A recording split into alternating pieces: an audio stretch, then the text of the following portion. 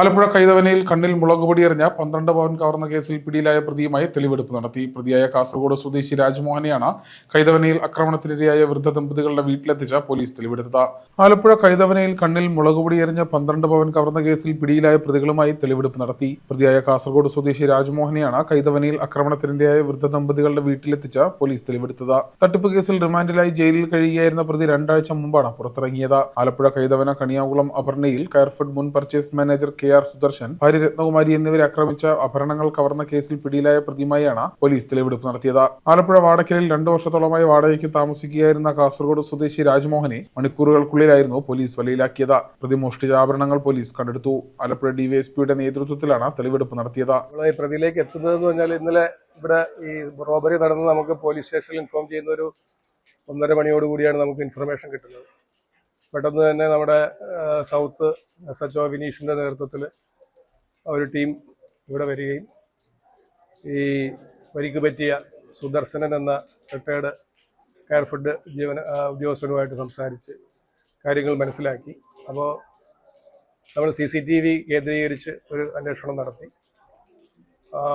കൃത്യസമയത്ത് പ്രതി മൊബൈൽ ഫോണൊന്നും ഉപയോഗിച്ചതായിട്ട് മനസ്സിലാക്കിയില്ല. പിന്നെ ഇയാൾ വേറെ ഏതെങ്കിലും നേരത്തെ കഴിഞ്ഞ 2-3 ദിവസങ്ങൾക്ക് മുമ്പും ഇവിടെ വന്നിരുന്നു എന്ന് പറയുന്നുണ്ട്.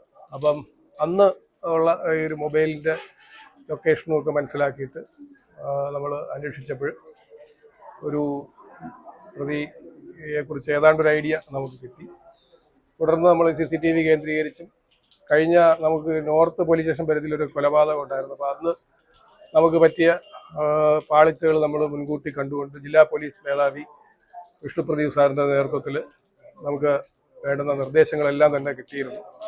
അതിൻ്റെ ബേസിൽ നമ്മൾ അന്വേഷിച്ചപ്പോൾ നമ്മളൊരു സ്ക്വാഡ് രൂപീകരിച്ച് SI മുജീബ്, നമ്മുടെ റിച്ചാർഡ്, ശ്യാം തുടങ്ങിയവരുടെ നേതൃത്വത്തിൽ നമ്മളൊരു പെട്ടെന്ന് തന്നെ ഒരു ടീം ഫോം ചെയ്ത് പിന്നെ അന്വേഷിച്ചതിൻ്റെ ഫലമായിട്ടാണ് നമുക്ക് ഈ പ്രതിയിലേക്ക് നമുക്ക് എത്തിച്ചേരാൻ കഴിഞ്ഞത്. ഈ പ്രതി നേരത്തെയും സമാനമായ കേസുകൾ ചെയ്തിട്ടുണ്ട്. കാസർഗോഡ് സ്വദേശിയാണ് രാജ്മോഹൻ, 42 വയസ്സ്.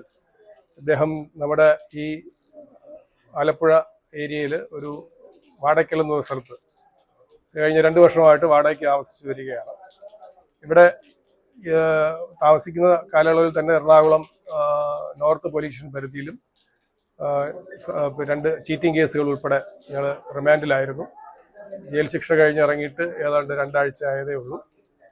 അപ്പോഴാണ് അദ്ദേഹം ഈ കുറ്റകൃത്യം ചെയ്തത്. OLX പരസ്യം കണ്ടിട്ടാണ് അദ്ദേഹം ഈ വീടിനായിട്ട് സമീപിച്ചത്.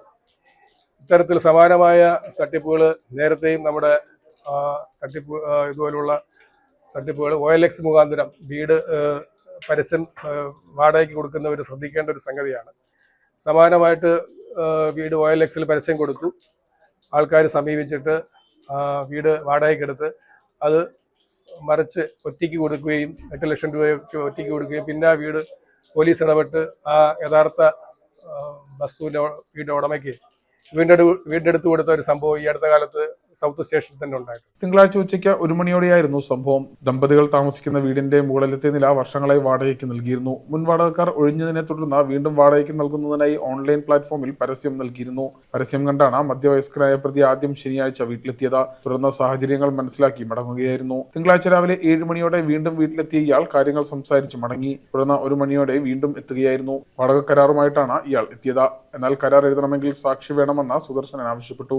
തുടർന്ന് കരാർ കാണിക്കാനെന്ന ഭാവേന അടുത്തേക്കെത്തി കയ്യിൽ കരുതിയ മുളകുപൊടി സുദർശനന്റെ മുഖത്തേക്ക് വിതറുകയായിരുന്നു. തടയാൻ ശ്രമിച്ച സുദർശനെ തള്ളിയിടുകയും ചെയ്തു. നിലവിളി കേട്ട് അടുക്കളയിൽ നിന്ന് ഓടിയെത്തിയ രത്നകുമാരിയെയും പ്രതി ആക്രമിച്ചു. കൊന്നുകളയുമെന്ന് ഭീഷണിപ്പെടുത്തിയാണ് ഇരുവരുടെയും ശരീരത്തിലുണ്ടായിരുന്ന ആഭരണങ്ങൾ പ്രതി ഊരിവാങ്ങിയത്. തുടർന്ന് രത്നകുമാരിയെ വലിച്ചിഴച്ച മുറിക്കുള്ളിലെ അലമാരക്കരിയിലെത്തിച്ച് അവിടെ സൂക്ഷിച്ചിരുന്ന ആഭരണങ്ങളും കൈക്കലാക്കി. മടങ്ങുന്നതിനിടെ രത്നകുമാരി അപേക്ഷിച്ചതിനെ തുടർന്ന് താലിയും സുദർശന്റെ കഴുത്തിലുണ്ടായിരുന്ന തകിടും തിരികെ നൽകി.